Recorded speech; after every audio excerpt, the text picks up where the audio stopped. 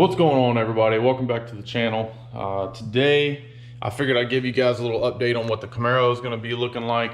So I figured I'd take a little time this morning, it's my day off, and try to get plugging away at the Camaro some more. So my objective is today is to get the tank dropped out of this thing and take a look and see what kind of pump is in this thing. So I can get up underneath here and see that someone has installed a Racetronics wiring kit. So I assume that there's got some sort of, it's got some sort of good, probably, a Walbro 450 or something along them lines type in-tank pump. So I will be taking it out and seeing if I can get a good look at what pump is in it and get it prepared for the dual Walbro pumps that I'm going to put in it. I think I'm going to run with Walbro's new, it's a 535 pump. They're supposed to be able to step up from the Walbro Hellcat 525 pumps, and they're E85 friendly. They're fairly cheap. I think you can get them on Summit for $100-something a piece. So I'm going to try to get them in the tank, and then the next step will be to rip the original OEM feed line out of the car, and the return line out of the car, because I'm going to use the old factory feed as the return for the new fuel system. So I'll run like some sort of PTFE line, like braided line, from the pumps to the engine for the new supply, and we'll go from there on that. So I figured I'd let you guys tag along today with that, and that'll probably end up moving me in the direction that I want to get moving with this thing. So give you an update on the engine that's at the machine shop. I called the guy, he's still working on it. He says he's pretty busy. We should be getting it back here shortly once I get this pistons ordered, and that'll be moving along. But for today, fuel system, probably dropped the old catback exhaust that was on this thing. Well, it was a full exhaust, but it's only pretty much a midsection back. The muffler, get all that boiler stuff out of the car. It's no longer going to be on the car anyway. So, and then the next step, the cage is ordered, and we'll be moving into the interior ripping out. So I'm gonna go the whole nine. The dash is coming out, all the seats, obviously the carpet, sound deadening material, everything. So that'll be next. Pretty much as soon as I get this fuel system out and organized and gone through, we will move to the interior on the car. So I wanted to bring you guys along, and I will touch base back with you here shortly whenever I get the tank out, and we will find out together what pump is in this thing. All right, everybody, back with you here. Got this thing out. Figured I'd show you guys what the result that I found out was. And here we have it. It is a Racetronics pump. Looks like it says RXP 252T. So, like I told you guys before, the previous owner or whoever had it before me ended up doing a whole Racetronics kit. As you can see, the wiring underneath the car for the Racetronics. So I'm gonna have to do some reading and find out exactly what people are doing to completely delete all this bullshit off the tank, and end up getting my 2 Walbro pumps and cut some of this stuff up and fab it so it'll fit in the factory bucket. So I know a lot of guys have done twin Walbro like 450s and FBodies and stuff for many years now, so I definitely know that it's doable. It's it's nothing crazy. I just got to get the pumps and physically try to get it on the table here and get to it. So, but I figured I'd show you guys. It's real simple, nothing too crazy. It's kind of tucked away up in there. It was a little bit of a pain, by yourself, especially with fuel in the tank. So I kind of had to just make do with what I could, and my jack here to help me out. So really no no pointers other than, you know, if you were trying to tempt this, obviously it's easier weight-wise to drain the fuel. I think pretty much everybody knows that's common sense, but I didn't have really no way to pump it, and so I could tell there wasn't much fuel in it. I mean, it's probably maybe a half a tank, if that. So I went ahead and just muscled it down. You know, I bent the straps back because they're kind of a pain to worry about trying to get them out and disconnect it from up here, but that's not a big deal. They bend back, or if it's a big deal, I can just buy new ones. It's not a sweat. So but yeah, that's that. So the fuel system's out. I'll work on trying to get some of this other stuff cleaned up for like the evap stuff and all that, get all that crap deleted and as much as I can, so get this thing mounted and put back in place and move forward. So I think the only other thing I'm probably gonna put on today's video for you guys is that I have, like I said in the last videos, the new ET Street R's. They're brand new tires, but they're not a new series tire. Everybody knows about them. They've been out for many years now. So to get the ET Street SS's off, so I'll be busting those off possibly in this video. I haven't decided if I want to try to put it in this video and make a whole nother one for anybody that's looking at maybe trying to get some beadlock stuff done. So anyway, that's that, guys. I appreciate you checking in with the channel. You know, moving forward with everything, just piece by piece. You know, it'll be a lot of little small segments and stuff like that with the car. That's it, chipping away, you know. So get everything drained out of the tank, get it all back in here, get the shop garage organized back up, and then you know, get the pumps ordered in the line and all that stuff, and then move forward with that. So I definitely wanted to show you guys that. All right, guys, checking back in with you, try to finish off the video here. I went ahead and took in the time to bust these old tires off and stick on the new ET Street R's. Wanted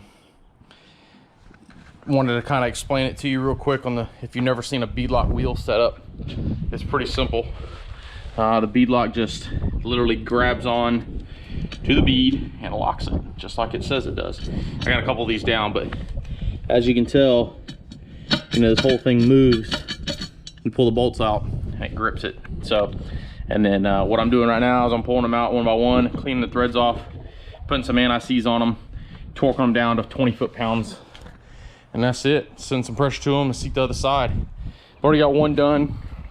They definitely look a lot nicer than those other ones, but boom, there you go. Done deal. I mean, I got a little too much pressure in this one right now just cause, but it's got like 40 pounds in it, but that was just from me pretty much seating the bead on that that other side. So another thing I wanted to point out was that I had caught a nail the other day at the racetrack, I guess, because I thought I noticed one. There it is, right into these tires here, and you can see it sticking up right through there. So I mean, these still got quite a bit of meat on them. So what I'm gonna do is I'm gonna probably just patch that and list these things for sale, because I mean, they've got quite a bit of you know, meat left over for them to be a drag radial, you know. So what I'm gonna do is I'm gonna just, you know, put in the for sale ad that they are, you know, one of them is got a plug in it, you know, but put it up for sale. So, but these guys right here, I'll tell you, if you've never seen up close the compound of the ET Street R's, I mean, this thing is super soft. I don't even know if you can really see that moving, but it's just like sticky. I mean, it's just tremendous, like night and day difference between, you know, these older ET SS's. I mean, these are definitely still sticky. They're our drag radial, obviously, but these, they're not going to compare to these.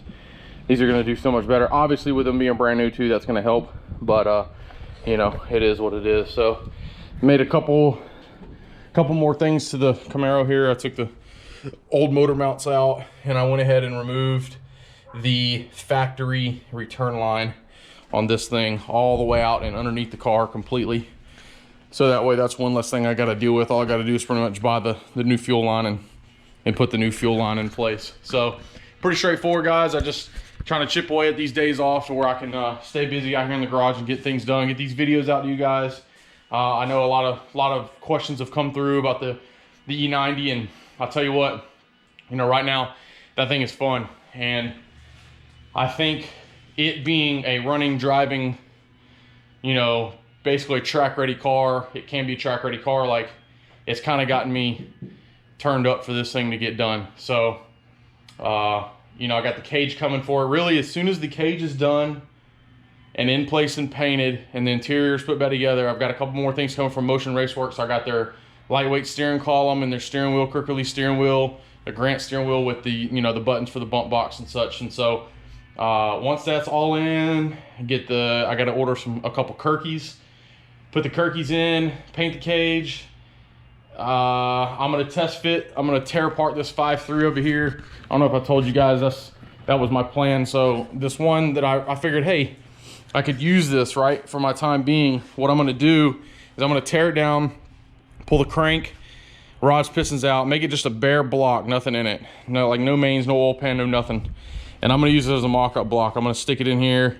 I'm gonna buy solid motor mounts. I'm gonna throw these motor mounts away or either sell them or whatever, but put a set of solid motor mounts in it, get it mounted into place, pull the transmission out, get the transmission bolted up to the back of the bell housing, or up to, you know, to the bell housing. And then I've got to get an FBody Turbo 400 cross member, which that's simple. A bunch of people make them, or I can just fab this one up to work for the 400. It's just either or. And then once all that's in place, I got to get the drive shaft in the car, and I have to check the length on it, because with it going, this car used to be, you know, factory LS1 4L60 car, and the drive shaft was made for that, for the 9-inch. So there's going to be some slight length adjustments on that, which is no big deal, but I just got to get it in there. These guys that built this drive shaft are over in Mississippi, so it's only a few hours away. I'll get it in there, get my measurements, check them 2-3 times, throw the drive shaft in the car or the truck and haul ass, and get these guys to fix that drive shaft up. Once that's in, the motor will go in place, transmission, torque converter. I mean, hey, this thing won't be too far from running. So I know it seems like it, and it is if you think about it like that, but it's really not that far. So once the engine's back from the machine shop, put it together, throw it in here. I mean, it's simple. The meaty portion of that is going to be, you know, fabbing the hot side for the turbo, cold side. I haven't quite decided on what I'm going to do for an intercooler yet, but I'll get that as soon as it gets time. I haven't decided if I want to go just like a cheap, you know, 3 or 4 inch core air-to-air intercooler, or if I want to go ahead and do the whole 9 as far as air-to-water intercooler. So I haven't quite thought that all the way through yet. If I do go air-to-water, I will build I'll probably have it built, the air-to-water intercooler for up front. Like I will have the intercooler mounted up front. A lot of guys will run it into the cab somewhere, and then they'll run the intake tubes all the way in and like between the seats, and then they'll turn around and come back through the dash. And I just don't want all that extra length of pipe and then the weight and stuff, all that. So I'll just keep it up front, especially with, you know, saving all that weight with the stock coming off. I've got some weight to give up here. So basically that's it, guys. I just wanted to touch base with you, let you know that was the plan here. Got the beadlocks all setting in right now. I got this finished up. This last one will be real simple, and then they're done. They're ready for the BMW. So it's pretty easy. But I'll tell you what, guys, just make sure you hit that subscribe button, like the video. Still looking for names for the Camaro. So I mean, I've got a couple in mind. I'm really not dead set on nothing yet. Nothing's just like slap me in the face and let me know exactly like, hey, this is going to be the name for the car. I got a couple buddies that's thrown a couple suggestions my way, but again, I haven't really quite set on anything yet. So hit it up, guys. Let me know what you think, and then we'll move forward. So probably the next video might be the teardown of the Camaro's interior, just so you're aware of what's coming next. If it's not going to be that for you guys, then it might be actually the BMW at the next track event. So it's a couple weeks away. Like I said, just a small recap. It's a diesel event on Saturday is the day that I'm going. They also have an event prior to that, which is Friday the 13th at Emerald Coast Dragway, and it's going to be a lot of fun. My buddy Richie that you guys seen on the channel, his truck will be there Friday, if you guys are interested, come check them out. I mean, come out to Emerald Coast and come see it all happen. So it's gonna be a great time Saturday. It's an all diesel event. The car will be in a 770 index class, all diesels. I mean, if I had to guess and I was a betting man, I'd like to think that I'm gonna be the only only BMW, but I'm probably gonna be the only diesel car. I doubt there's gonna be any other diesel cars that are gonna be in that 770 event. Most likely it's probably gonna be all, you know, fast trucks. So anyway, that's it guys. I will catch you guys back on the next video, and I appreciate you guys watching.